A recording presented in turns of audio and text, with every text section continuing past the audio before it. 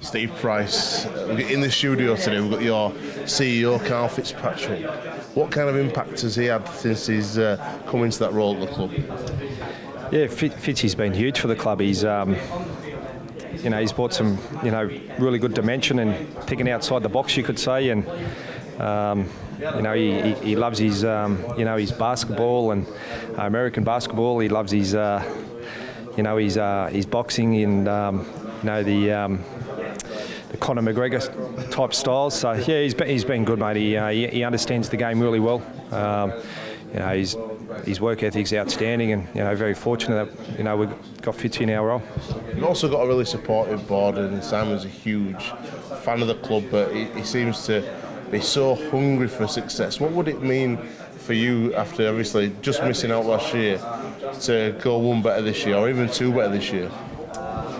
Yeah, he showed confidence in me to get me over here, and he's a terrific man, Simon. He loves rugby league.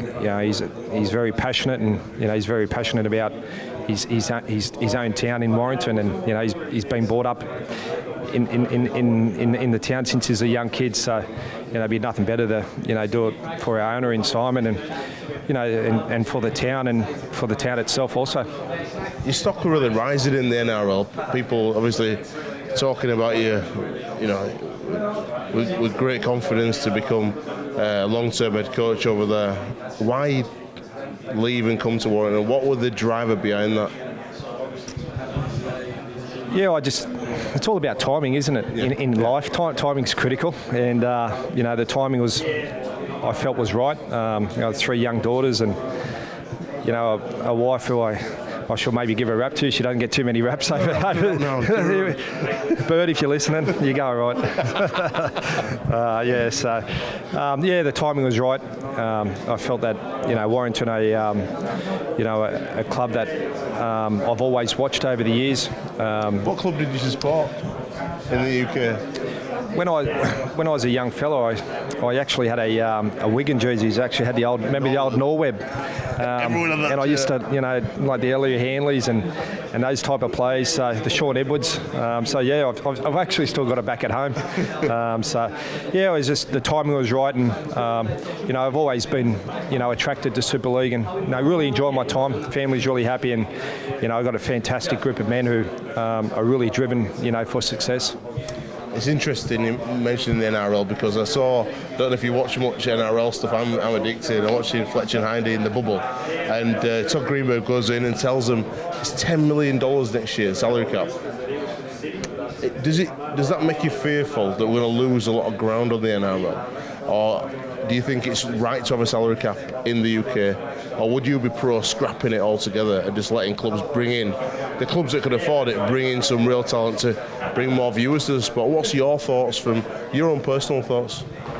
I'd like to see the players get as much money as they can in the game. It's they're only in the game for a short amount of time. However, I'd like to see more great players being attracted to our game.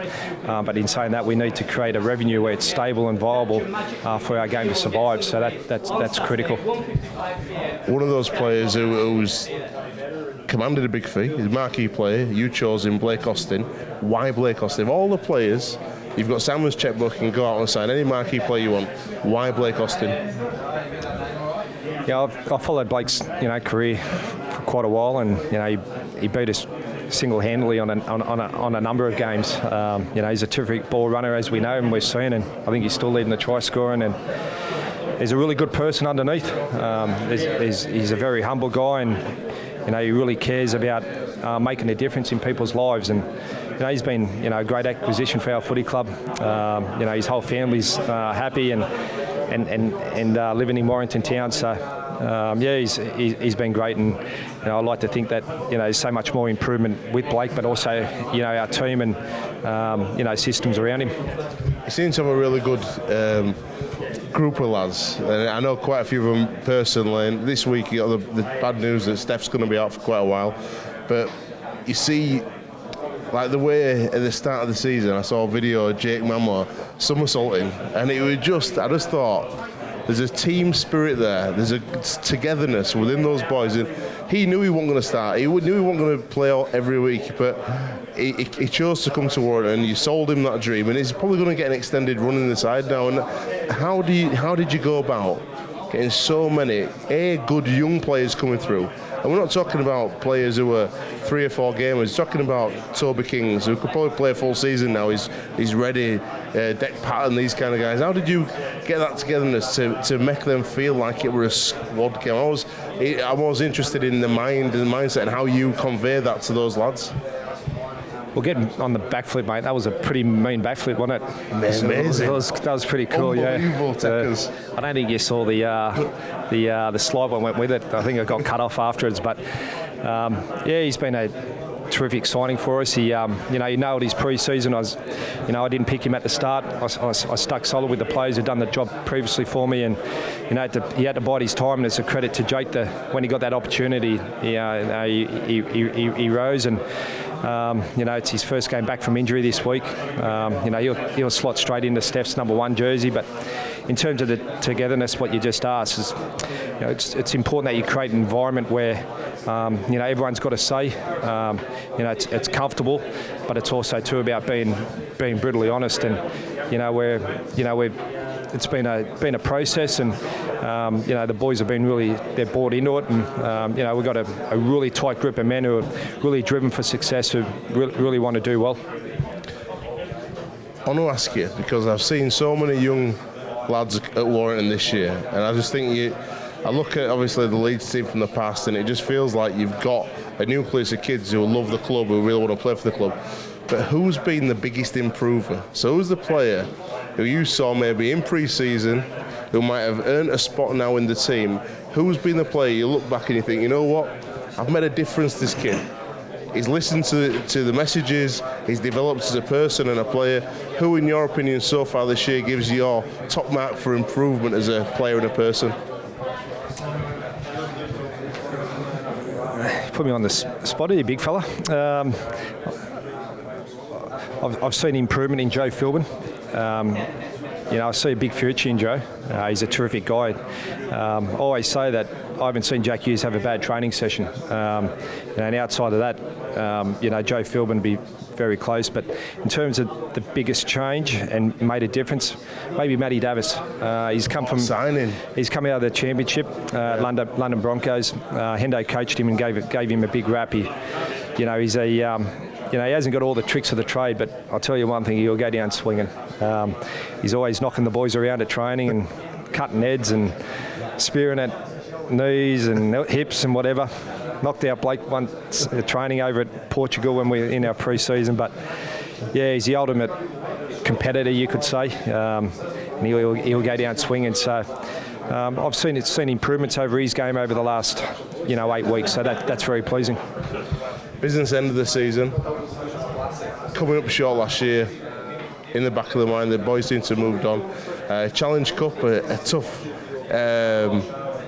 away tie for you guys over at OKR, and then obviously the run in to the playoffs. If you could be somewhere now, if you had to pick one, where would it be now? If you could have Grand Final or Super or Challenge Cup, what would you choose? I want two. We want two. Both. I like that. We want both. We want. We always. We got to set a high mark. We've got high markers here at our club, and two's the ultimate goal. But the club's never won at Old Trafford, have they? So that'd be a dream come true. But in saying that, there's still a lot of footy to be played. We've got a important game, this weekend at Anfield. Then we go Hull KR in the Challenge Cup, and then we've got the second part of the season. So you need to be playing your best footy at the right end of the season. You need to be healthy. You need your best players on the park, and there's no other club I'd like to be coaching. I love Warrington, and I've got terrific leaders around us, and it's exciting times ahead. Last question. It's about role models, because I think in every walk of life, in any business, any club, any team, you need role models, and I think that in Benny Westwood you've got a perfectly tough, uncompromising character. But another role model I want to mention, I just wanted your thoughts on him, is Kev Brown, because he had potentially career-ending injury. He might not go again next year, I'm not sure what he's decided. But to see him running with Hendo the other day, knowing personally what Kev's like as a person, how he's given his career longevity by the way he trains, conducts himself, eats, looks at his nutrition. That must be a great role model to young players at the club that are coming through, to see him, what some people class as the end, say, no, I'm going to do the right things, I want to get back on that field, even if it's for one game, I'm going to get back on that field. And it could be a real bonus to you, because Dec Patton's a young kid still, he's vastly experienced but still a young kid. You're going to need that older head in certain games to come in and let Blake Austin run and control the team. Kev's the ultimate professional. I was shuddering when he went down in the pre-season, and we thought it was season-ending injury, and it's a credit to him, Alex, how he's meticulous in all, as you said, his preparation, his eating, his sleep, how he carries himself 24/7. He's the ultimate competitor. Yeah, he hasn't got the greatest speed, and he'd be the first bloke to tell you that. But every time he crosses that white line, he always gives his best, and that's what I want in my team. He's been a great sounding board for me since I've arrived. It's going to be great for us, putting pressure on all players when the time arrives to come back. And whether Kev goes around again, I'm not quite sure, but one thing I do know is, he'd make a great coach down the track. He understands the game really well. He understands people, and he's got a really good trait about caring about people. Best of luck for the rest of the year. Thank you as well for the insight and also the access, because we've done some amazing stuff you're going to see in part 2 of this show with your physio, and very, very interesting. And I'd just like to thank the club, Fitzy and yourself, for allowing the cameras in and to get behind the scenes. I really appreciate that. Welcome, mate. Cheers. Thanks, Alex. Cheers.